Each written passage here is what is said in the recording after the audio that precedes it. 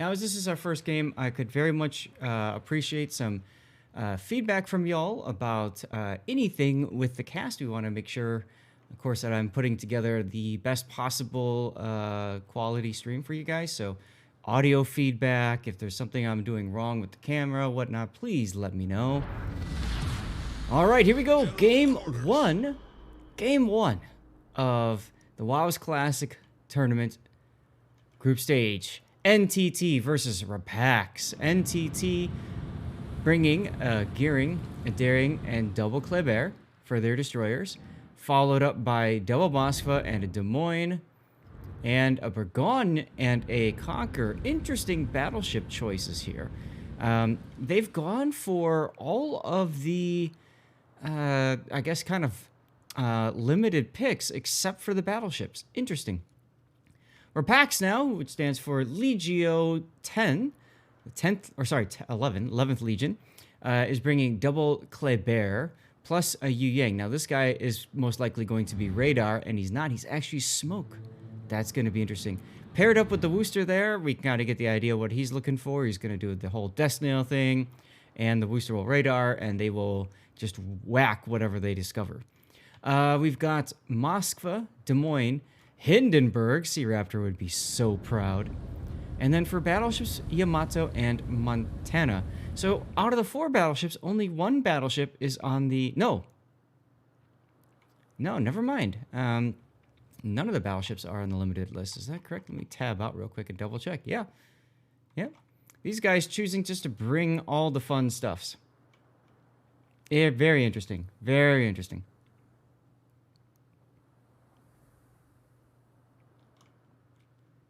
All right, so with that, we got a little bit of destroyer action in the Bravo Cap. Obviously, Kleber is, well, frankly, less suited to doing a contesting, but he's able to get in there. They're going to slowly kind of back into each other. There he is. All right, Kleber detected. Obviously, Brovaharo is not going to shoot, but I'm sure his team will shoot. No, nobody can shoot him. Look at the mini map. Nobody can shoot this Kleber. So all that this Daring can do is try to just zone him out. Meanwhile, over at the A cap, we have the other Kleber here. Law 7 has managed to get into the A cap on account of using engine boost.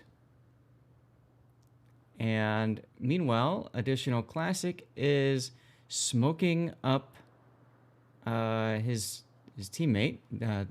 That's Kronex in the Des Moines. So they're trying to get the Des Moines in radar range to control the cap. And we'll see how that works for them.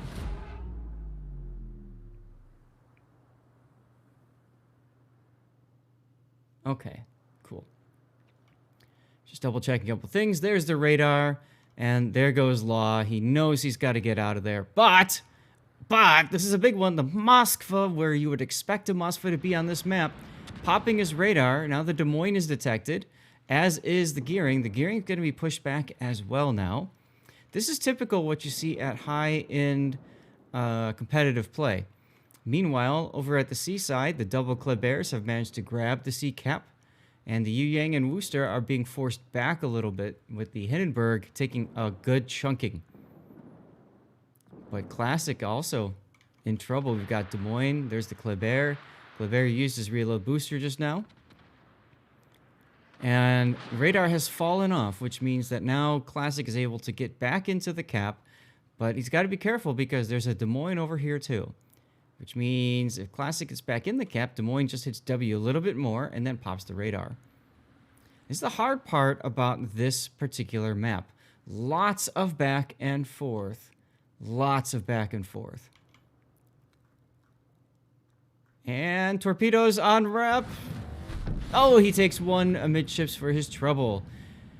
Problem with staying where you are is it becomes very easy for predictive torps. And that's exactly what happened there. The Daring, obviously a little bit of a better setup for going into the caps.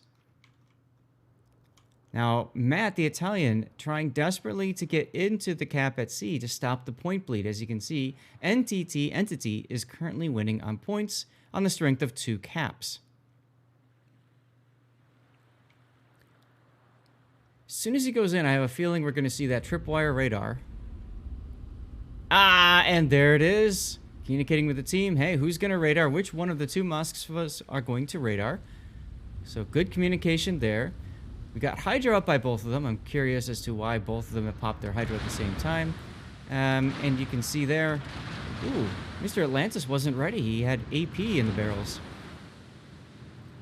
And we do get the little Kleber action here. Those Moskva railguns just not working well for that team right now, for NTT.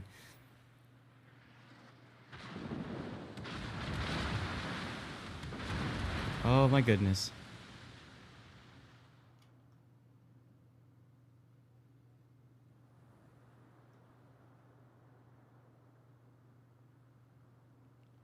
And Mr. Atlantis, despite having Hydro on, takes a deep water torpedo. Oof. Aside from that, not too much else is going on in this match. I just realized I should probably turn the in-game music on. I usually have it off because I have my own tunes going.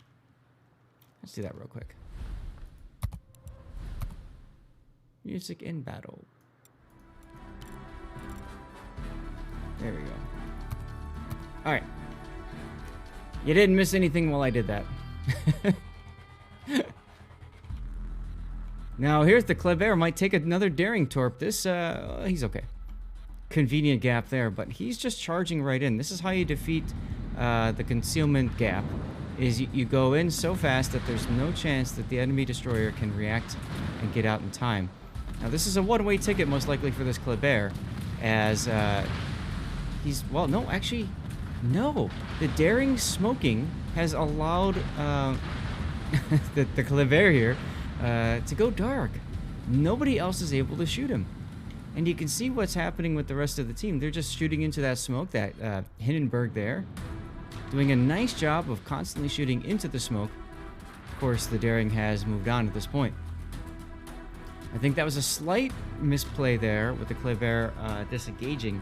Once he realized he wasn't detected, I think he'd be better off staying put and shooting using what we like to call the French radar.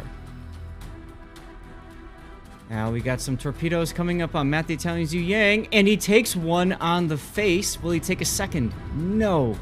That was huge. Those were Kleber torps. They dumped them as they were leaving the sea cap. Look at what they're doing. They're rotating now to go into B. They know the Kleber is in B, the enemy Kleber, and they smell blood on the water. Interestingly, though, they have split now, as Arquata has turned around and he's fired some additional torps. I'm guessing, I didn't do the Captain Linus, but I'm guessing, yep, radio location on this Kleber. This Kleber also has radio location. I mean, why wouldn't you take radio location? And just like that, he is detected. He's going to be hounded out. First blood after almost 9 minutes. 8 and change. There it is. And with that, Entity is looking quite strong. Looking very strong. That being said, we've got Pepone's Montana here is, well, quite obviously the farm target for Entity down south. And just like that, Yu Yang goes down, most likely on the account of, yep, Moskva radar. Mr. Atlantis caught him out, and now it's a 2-0 ship lead. RAPAX really needs to counter with something. They need to find a kill. Need to get back into this game, as Commander Tom in the Worcester is in trouble now. Caught out, forced to run away. Worcester not necessarily the best ship for competitive, in my opinion. I think if this was a Nevsky, it might be a little better. Unless Nevsky was banned, we'd have to take a look at that after the match. Actually, I can tab out and look right now. Of course, when I tab out, there's no sound. Nevsky is not allowed in this tournament, and that would be why.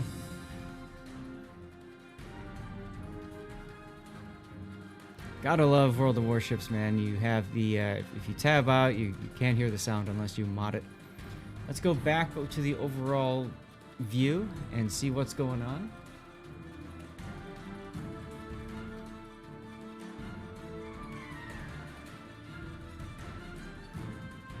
I need to go into my Discord for just one moment.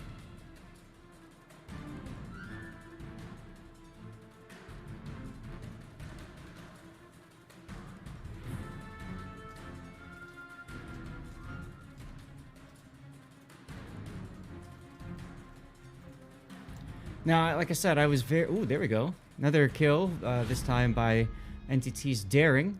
And that'll pretty much seal the deal for Game 1. I don't really see a chance at this point for RAPAX to get back in. Now, this is a best of 2, so there's going to be one more battle fought between both teams, as Lyrian Guard, realizing he's got to do something in the Yamato, that something is most likely just going to be to die. Burgonya now, AP shells on the broadside of the Yamato, not doing anything. But if we are lucky, we're going to see a Moskva just Citadel slapping the Yamato out of this game. We got 20 seconds to go. I don't know that we're going to get that, though, unfortunately.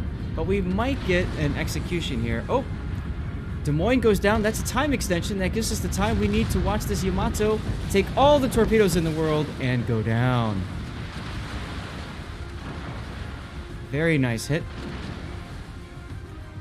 And you can see now Aquada's like hitting the brakes. 30 seconds to go.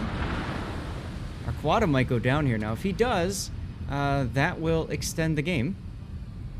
Nope, that ends it right there. And I got my first death pick, ladies and gentlemen. Woo! Let's go to the winner screen. I had a 50-50 chance of being correct, and I was correct. So Team A has won Crashzone Alpha Game 1. Moving on. Next up, Land of Fire. Game 2 of our Warships Classic, NTT versus RAPAX Legio 11th Legion. NTT coming to the party here with Gearing, Daring, Kleber, and a second Gearing. And what I can do is I can show you guys briefly each of the commander builds. You can always go back and rewind if you would like to see a specific build. You've got a Moskva and double Des Moines. I don't know why you would pick Salem over Des Moines, frankly. I mean, the super heal isn't that super. And then for battleships, you have Conquer, and Kremlin comes out this time. Interesting. Land of Fire does often lend itself to static play. All right, Kleber for the 11th Legion and double Gearing as well. Both of these are legendary mod, which means they have 5.7 or 5.8 detect, something along those lines. We've got Des Moines, we've got Moskva, and Henri, which is interesting to see. 11th Legion still likes that Worcester. And it's a lighthouse build. No, it's not. It just has... okay. And then we've got Kurfürst and Montana for our battleships. Get rid of that. Let's take a look at the entire battlefield. Actually, I can hit the M key. And that might be easier to see with the map view. We've got Kleber, Gearing, both boosting into... the cap. Very interesting. Very interesting. We're going to see first contact very soon here. But if you look at it, NTT really can't do too much to back their teammates up. There's Carlo in the Kremlin. He's going to take a shot, of course. Here comes the salvo. Actually connected. Interesting. Now, Law coming in now with the smoke. And if you look carefully... he's smoking up a friend. This is very common in competitive. Now you wait until the destroyer stops, because a lot of times destroyers will reverse, and then you can really get the hurt on him. Now Marva got detected. How did he get detected? Must have been smoke. Is it smoke fire penalty? I can't think of any other way that he could possibly be on vision. But regardless, he was detected for a little bit. Daring forced away, not taking as much damage as I think RAPAX really wanted to happen. Now, Deimos coming under fire. Now we've got the Kleber looking for him. But Deimos doing a nice job of just parking at that island. Getting himself extremely skinny. I mean, look at that. He doesn't have a lot of room to maneuver right now. Shots coming in that side. Shots coming in that side. But he does it. He manages to withstand the radar.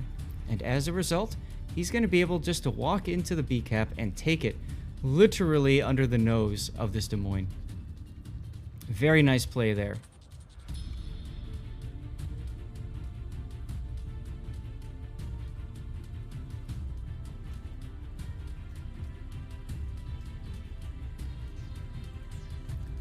Okay. Now, Matt the Italian doing the same thing over here with his gearing, popping it for Commander Tom. Interestingly enough, I don't know that I like this play to put him off to the flank. I would have rather seen that smoke going north right to this island here. Once you get a Wooster here, it's very difficult to dig him out. But it is what it is. Deimos coming under fire again. He tried to back in, and Law was right there to detect him. Or is that... No, that's Mosfa radar. Apologies. Either way, I mean, pretty much the same kind of thing happening. Now, you can see the Moskva's in the typical spot for a Moskva. He's just sitting there. He's ready to go with this radar. Actually, he's a little bit farther back than the typical clan battle spot. But that makes sense, right? It gives him a little bit more flexibility. Will he take a torp on the nose? He takes a torpedo on the nose. His Hydro was ready. He wasn't prepared to use it. And he paid the price for that with a gearing torpedo. DCPing the Flood, and then most likely we'll see a heal excuse me, very soon. Oh, torpedo from the Kleber. Sorry, I missed that. I was looking away for a second. Beautiful, beautiful torpedo hit right there from the Kleber. Gearing was not ready. Gearing was backing up, trying to luck chuck torpedoes towards the Kleber, and he got caught. Ouch. That is a huge kill for the 11th Legion. They needed that kill desperately. That secures the B cap. That allows Marv to rotate. Illyrian Guard last time was in the Yamato. Got tired of being shot at. Decided to play Kerr first to get shot at more.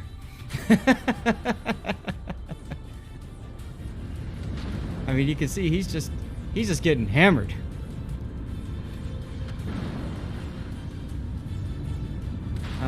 I don't like the decision to move him up to the island. I mean, at this point you might as well. It does allow you to kind of hold this area, but he's going to pay a lot in order to get up there. You can see all the fire damage he's taking. And the other thing is, once he gets in there, he really can't get out. He can hold it down with Hydro. He can sit there himself. He can try to heal. He's on 3 fires. I don't think he's going to make it. No. The torpedoes will for sure kill him, but he'll die before those torpedoes even hit. That's a huge kill. That's a huge kill. 11th Legion had the first kill of the game and then said, here, go ahead and take our battleship. Ouch. And that's why I think the Wooster would have been better to go in there. Maybe even with the... I don't know. I think they were trying to bait the destroyers to chase, but did not work out that way for them. Now, that being said, you can see that NTT realizing they need to make something happen. They've won over at A. They got to move in, and that's exactly what they're doing. Commander Tom doing a nice job, and the Wooster trying to play super long range. Let's take a look at his setup again. Okay, he's running reload and not range. Interesting. I thought he would have run range. The way he's playing, you think he's running range. But 11th Legion really has a lot of control of this map at this point. That being said, you can see that the Moskva here is under tremendous threat. But we're about to see possibly a drive-by here. As Pepone now coming straight out in front of Shipsmasher's Des Moines. Shipsmaster realizing he's kind of screwed. And switching to AP, at least he's going to soak up as many broadside shots as he can. While Pepone gets ready. Look at him just prepare the guns. And... oh my god, can you say deleted? Gone. Just like that. Just like that. Another clippable moment for those of you guys who are interested in doing some clips more. It would be a big help, as now Teleone is coming up and he's like, here, you just got a kill, take one. But actually it's kind of working out for him because he was able to get the broadside on the Kremlin. Wow. And just like that, the 11th Legion looking extremely strong. And oh, nice dodge of torpedoes there by the Kleber. At this point, I think it's the 11th Legion's game to lose. This is a fantastic battle. Literally blown out of the water by Montana secondaries. Let that sink in for a second as we go back to the other side of the map. And our Conqueror here, repeating, will probably take a torpedo in the butt. No, he's fast. He is speedy. As Des Moines takes a salvo to the face. Remember, Conqueror can overmatch Des Moines bow just like Montana did earlier.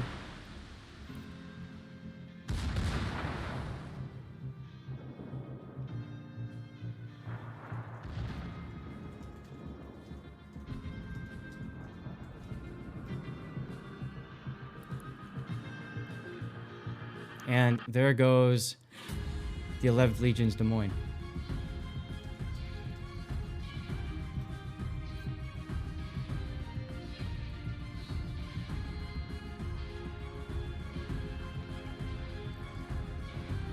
And I have a feeling this is a dead Conqueror we're about to see here. Oh, yeah. Dead Conqueror.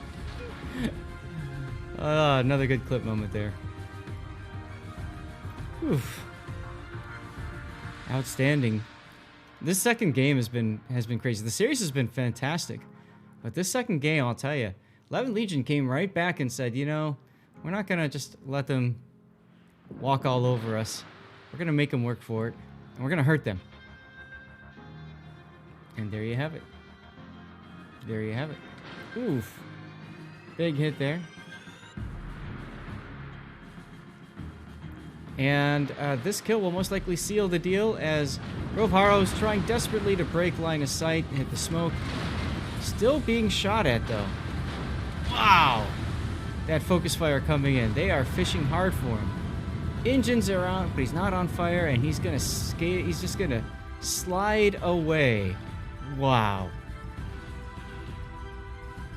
Meanwhile, Raspa's Kleber under threat. Also the Moskva. Ugh, I feel like they came out of sea a little bit too quickly there. They had the position. They did not need to just go in and take the field, so to speak, for those of you guys who've watched The Patriot.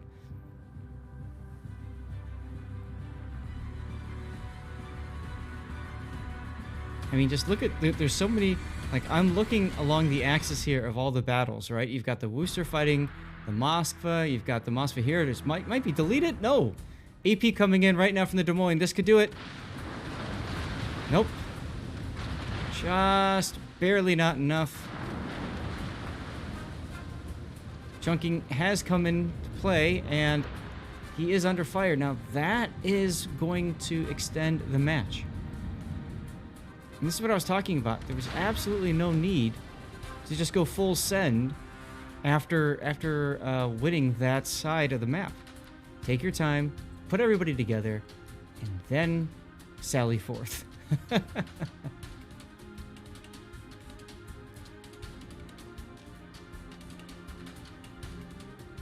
Wowzers.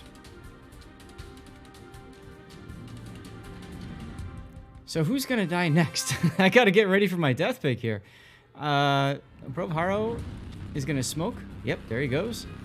At least he's smoking up his Des Moines buddy, but he's got to be careful when you smoke like that. If you get too close to your teammate, an errant shell could end your day just like that.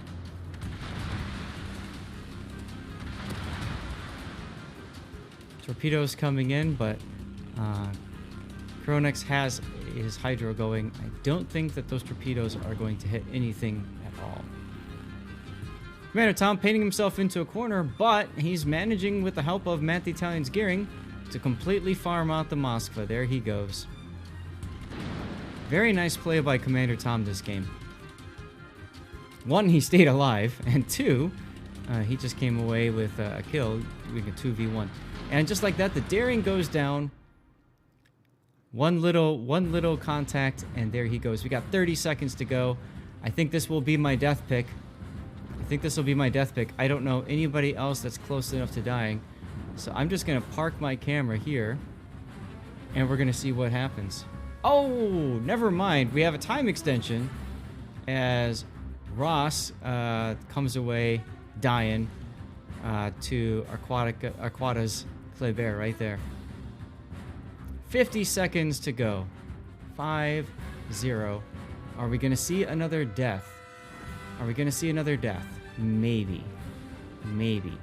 I think the only chance is going to be this Des Moines dying, but I don't see that. The Henri, I think, is going to come away with dying first, and that will be another time extension. But that being said, we got Montana shells coming in. I hope you guys have enjoyed this game. Thank you all for joining. What'd you think? Comment.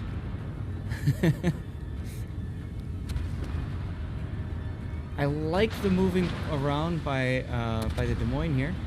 We got 8 seconds to go. I do not think we're going to see a death pick here, guys. I think it's going to just be shells splashing around a Des Moines, and that's going to end game 2.